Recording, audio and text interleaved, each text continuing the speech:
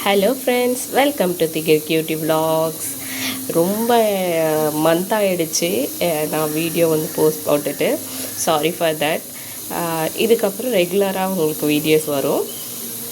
இன்றைக்கி வந்து நம்ம ரொம்ப சிம்பிளாக ஈஸியாக வந்துட்டு முட்டை தொக்கு எப்படி பண்ணலான்னு பார்க்கலாம். இது வந்து ரொம்ப டேஸ்டியாக இருக்கும். அந்த கவுச்ச ஸ்மெல் இந்த மாதிரிலாம் எதுவுமே வராமல் இருக்கும். ஸோ இந்த மாதிரி ஒன்ஸ் ட்ரை பண்ணிப்பாங்க. வாங்க வீடியோக்குள்ளார போகலாம்.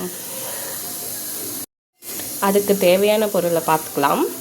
ஒரே ஒரு பச்சை மிளகாவை எடுத்துகிட்டு இந்த மாதிரி கட் பண்ணி வச்சுருக்கேன். ஒரு வெங்காயத்தை எடுத்துகிட்டு இந்த அளவுக்கு கட் பண்ணி வச்சுருக்கேன். ஒரு தக்காளி குட்டியாக போதும். 3 முட்டை. இது வந்துட்டு உங்களுக்கு எந்த மாதிரி ஷேப்பில் வேணுமோ முட்டையை வந்து அந்த மாதிரி கட் பண்ணி வச்சுக்கலாம். கொஞ்சமாக இஞ்சி பூண்டு பேஸ்ட்டு. நம்ம கருவேப்பிலை வந்து இப்போ ஃப்ரெஷ்ஷாக போய் செடியில் பறித்து தான் வந்துட்டு நம்ம போட போகிறோம். இதுக்கு கருவேப்பிலை மற்ற ஐட்டம்லாம் வந்துட்டு நான் போடும்போது அப்படியே வந்துட்டு காமிக்கிறேன். இது எங்கள் வீட்டு தோட்டத்து பக்கம். ஹோம் டூர் வேணும்னா வந்துட்டு கமெண்டில் சொல்லுங்கள். நான் கண்டிப்பாக வந்துட்டு ஹோம் டூர் போடுறேன். ரொம்ப சூப்பராக இருக்கும் அந்த வீடு வந்துட்டு. கருவேப்பிலை வந்து ஃப்ரெஷ்ஷாகவே வச்சுருக்கு. ஓகே.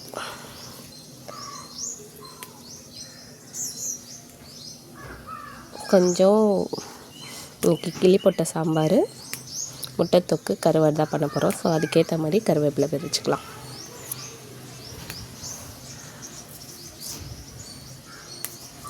பறிச்சாச்சு.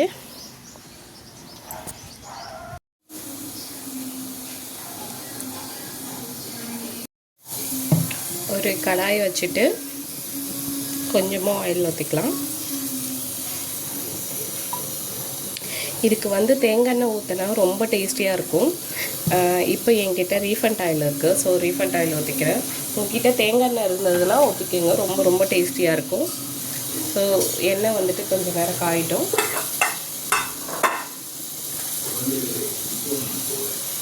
இதுக்கு வந்து பெருஞ்சீரகம் தான் கொஞ்சம் தேவைப்படும். பெருஞ்சீரகம் போட்டுடலாம்.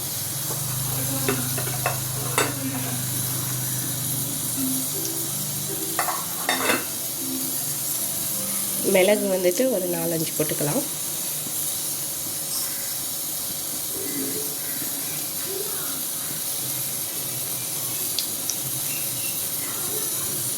பொரிஞ்சு வரட்டும்.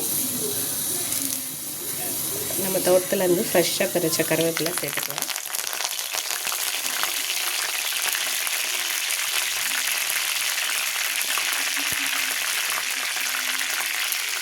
வெங்காயமும் பச்சை மிளகாவும் சேர்த்துக்கலாம்.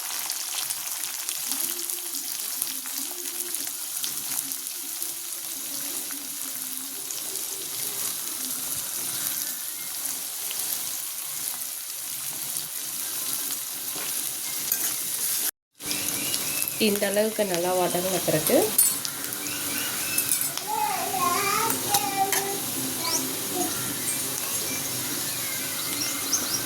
ஒரு 1/4 ஸ்பூன் வந்துட்டு இஞ்சி பூண்டு ஆட் பண்ணிக்கலாம்.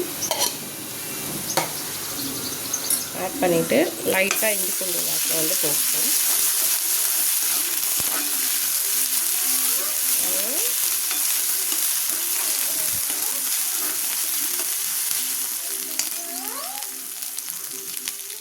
எடுத்து வச்சுருந்த தக்காளியை ஆட் பண்ணிக்கலாம்.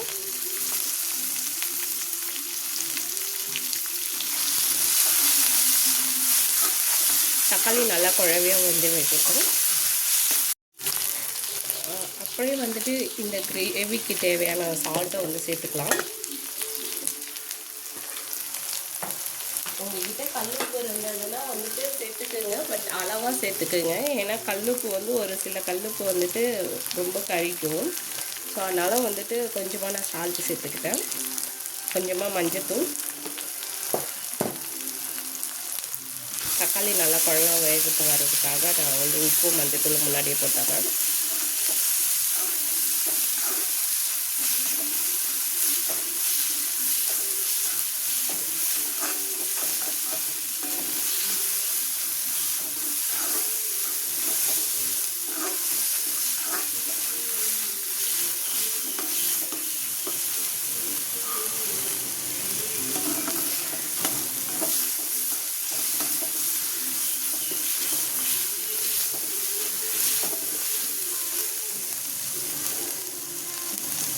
கொஞ்சமாக சிம்மில் வச்சுட்டு மசாலாலாம் ஆட் பண்ணிக்கலாம்.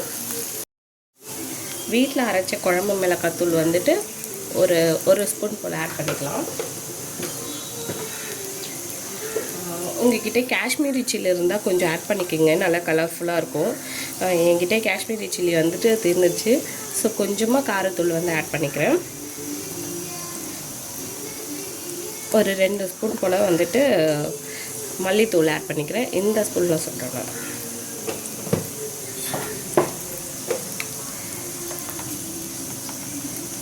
ஒரு ஸ்பூன் போல் வந்து கரம் மசாலா ஆட் பண்ணிக்கலாம்.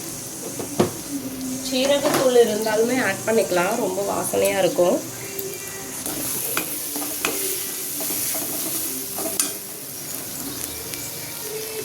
இது கூடயே வந்துட்டு நான் கொஞ்சமாக பெருங்காயம் ஆட் பண்ணிக்கிறேன்.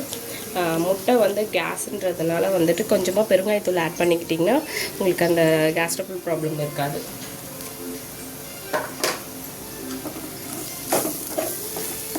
ஒரு செகண்ட் மட்டும் நல்லா வதக்கி விடுவோம்.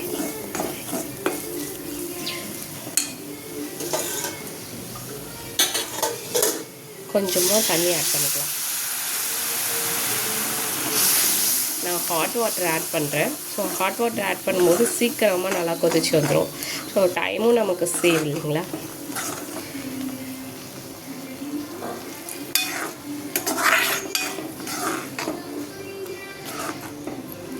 உங்களுக்கு எந்த அளவுக்கு கிரேவி வேணுமோ அதை இப்போவே வந்து தண்ணி ஆட் பண்ணிக்கோங்க.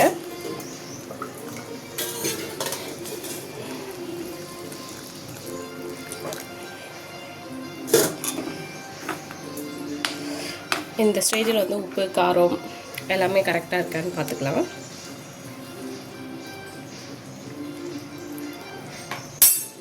காரம் எனக்கு கரெக்டாக இருக்குது. சால்ட்டு மட்டும் கொஞ்சமாக கம்மியாக இருக்குது. ஸோ சால்ட் மட்டும் நான் ஆட் பண்ணிக்கிறேன்.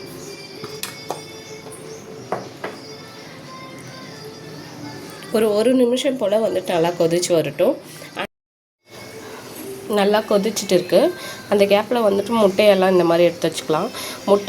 மஞ்சக்கரு வந்துட்டு பார்த்திங்கன்னா கட் பண்ணி போடுறதோட இந்த மாதிரி முழுசாக போட்டோன்னா வந்துட்டு ரொம்ப கவுச்ச ஸ்மெல் இல்லாமல் இருக்கும். ஸோ ஒயிட் கேக் மட்டும் எப்படி வேணுமோ அந்த மாதிரி கட் பண்ணிக்கலாம். ஸோ இந்த மாதிரி ரேண்டமாக வந்துட்டு நான் கட் பண்ணி வச்சுக்கிட்டேன். கிரேவி நல்லா கொதிச்சு வருது. ஒரு 5 மினிட்ஸ் நல்லா கொதிச்சு வந்தோடனே இதை எடுத்து ஆட் பண்ணிக்கலாம். பாருங்கள், கிரேவி நல்லா கொதிச்சு வந்துடுச்சு. நான் ஒரு 2 நிமிஷம் தான் விட்டேனே. ஏன்னா நான் வந்துட்டு அந்த மசாலா போட்டு நம்ம ஒரு நிமிஷத்துக்கு வதக்கி விட்டுட்டு சுடு தண்ணி ஊற்றுறதுனால சீக்கிரமாக வந்துட்டு ப்ராசஸ் முடிஞ்சிடுச்சு. ஸோ இதை வேணால் ட்ரை பண்ணி பாருங்கள். நமக்கு டக்குன்னு முடியணும், டைம் இல்லை, சீக்கிரமாக ஒரு நல்லா பசியில் இருக்கும்போது சீக்கிரமாக நமக்கு வந்துட்டு ஒரு கிரேவி வச்சு சாப்பிட்லாம் அப்படின்ற பட்சத்தில் இந்த மாதிரி வந்துட்டு பக்கத்தில் ஒரு சுடு தண்ணி வச்சுட்டு இந்த மாதிரி பண்ணிங்கன்னா டக்குன்னு முடிஞ்சிடும். இந்த ஸ்டேஜில் வந்துட்டு இதை ஆட் பண்ணிக்கலாம். எக் ஆட் பண்ணிக்கலாம். எண்ணெயும் பிரிஞ்சு வர ஆரம்பிச்சிருச்சு.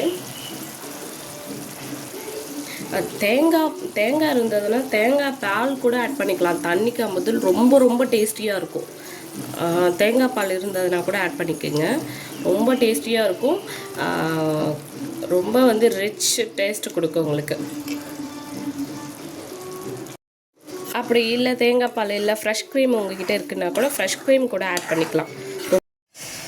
இந்த அளவுக்கு நல்லா வந்துட்டு எண்ணெய் பிரிஞ்சு வந்தோடனே ஆஃப் பண்ணிடலாம். கொத்தமல்லி இருந்ததுன்னா மேலே தூவிக்குங்க. கஸ்தூரி மேத்தி இருந்தாலும் வந்து மேலே தூவிக்குங்க.